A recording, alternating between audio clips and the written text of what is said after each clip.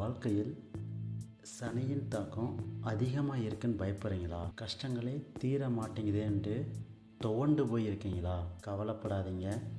அதையெல்லாம் ஒட்டச்சி எரிகிற ஒரு உக்கிரமான கோயிலுக்கு தான் நான் இன்றைக்கி உங்களை கூப்பிட்டு போகிறேன். திருவக்கிரை பக்கிர காளியம்மன் கோயில் தான். அம்மன் கோயில் தானே, இதுக்கும் சனீஸ்வரருக்கு என்ன சம்மந்தம்? அது எப்படி சரியாகணுங்கன்னா, இந்த திருவக்கிர காளியின் வரலாறு ரொம்ப விசித்திரமானது. அசுரனின் இரத்தத்தை குடித்து உக்கிரத்துடன் வீட்டிலிருக்கும் சக்தியின் வடிவம்தான் இது.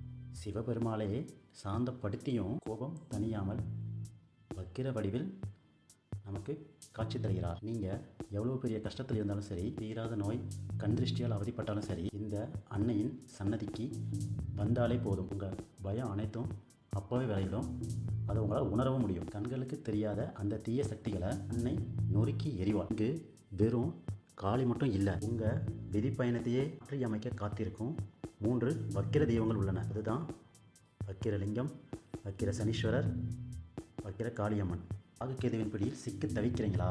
நாகதோஷம், ராகுகேதுவால் பாதிக்கப்படுவோன்னு பயப்படுறவங்க இங்கே ஞாயிற்றுக்கிழமை மாலை 4 மணிக்கு மேல் நடக்கும் ராகுகேது பூஜையில் கலந்து கொள்வதால் அவர்களின் கஷ்டங்கள் விடைபெறுவது உறுதி. செம்பியன் மாதேவியால் கட்டப்பட்ட ஒரு அற்புத சிவாலயம் இருக்குது. நீங்கள் வந்தீங்கன்னா கண்டிப்பாக அதை தரிசனம் பண்ண மறந்துடாதீங்க. இங்கே சனீஸ்வரர் வக்ர சனீஸ்வரராக இருக்கார்.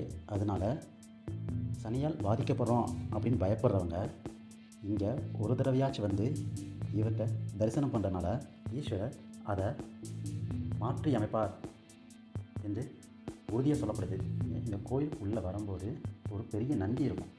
அந்த நந்தியை தரிசனம் பண்ணிவிட்டு அங்கே பக்கத்தில் கொஞ்ச நேரம் உட்காந்து தியானம் பண்ணிவிட்டு அப்படியே பகரகாளி அம்மா இருக்கிற கோயில் பக்கம் வந்தீங்கன்னா, கோவில் மேலே தங்க நிறத்தில் ஒரு கொப்பரை இருக்கும், விளக்கேற்ற கொப்பரை. அது எதுக்குன்னா, ஒவ்வொரு பௌர்ணமி அப்பவும் அங்கே தீபம் ஏற்றுவாங்களாம். அந்த தீபத்தை பார்க்குறது மூலம் அன்னை நம் வாழ்க்கையில் அமைதியையும் செழிப்பையும் கொடுப்பா அப்படின்ற நம்பிக்கை இருக்குது. இது தவிர இவன் சந்திர மௌலீஸ்வராகவும் காட்சி தருகிறார். பக்கத்திலேயே வடிவாம்பிகை, வரதராஜ பெருமாள், ஒரு அழகான கொடிமரம் இருந்துச்சு. இதையெல்லாம் தரிசனம் பண்ணிவிட்டு வெளியே வந்தாலே போதும், உங்கள் கஷ்டம் தீர்ந்துருச்சுன்னே நம்பலாம். இன்னும் பல ஆச்சரியங்களிலிருந்து கோவில் தகவலை நாங்கள் தரப்போகிறோம். அதுக்கு நம்ம கோவில் அதிசயங்கள் யூடியூப் சேனலை மறக்காமல் சப்ஸ்கிரைப் பண்ணி வச்சுக்கோங்க.